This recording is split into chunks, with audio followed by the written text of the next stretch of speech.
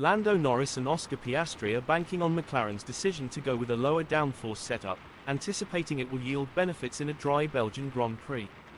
The team was ready to accept the consequences of this choice during a wet qualifying session, hoping for a payoff in the race.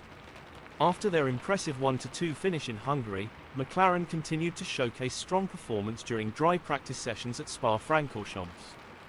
However, when the rain came during qualifying and the team switched to intermediate tyres, both Norris and Piastri struggled to match their earlier pace with their MCL38 cars. Finishing 5th and 6th in Q3, Norris and Piastri didn't achieve the qualifying positions they hoped for.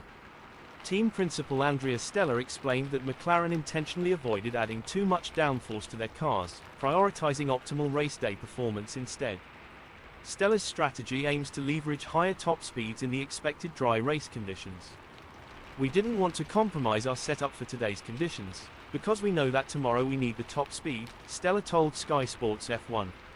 "We were ready to pay a bit of a price in qualifying because we want to have the most reasonable car tomorrow in the right conditions." Stella emphasized the importance of not peaking too soon in the weekend. "At the moment, every weather forecast model is predicting dry, so we wanted to make sure that we didn't have a glorious Saturday and then the car is not in condition to capitalize on Sunday." This strategic gamble appears to have an added benefit with Saturday's fastest driver, Max Verstappen, receiving an engine penalty that drops him to 11th, promoting Norris and Piastri up one position each. Stella believes this presents a strong opportunity for both drivers to contend for the win on Sunday. "It's actually the easiest circuit for overtaking and it's a race that will be dominated by the tyre behavior, so I think the starting position is not the dominant factor," he added. "It's important that we are there at the end of the race, we do a good job managing tyres, and we use the potential of the car in terms of top speed. If we blend all these factors together, we can have a good Sunday." Norris, however, issued a note of caution regarding Red Bull's performance.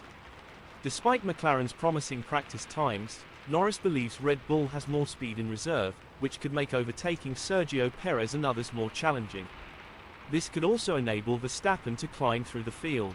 "The whole weekend Red Bull has been a step above us, even though we were a little bit quicker yesterday," Norris warned.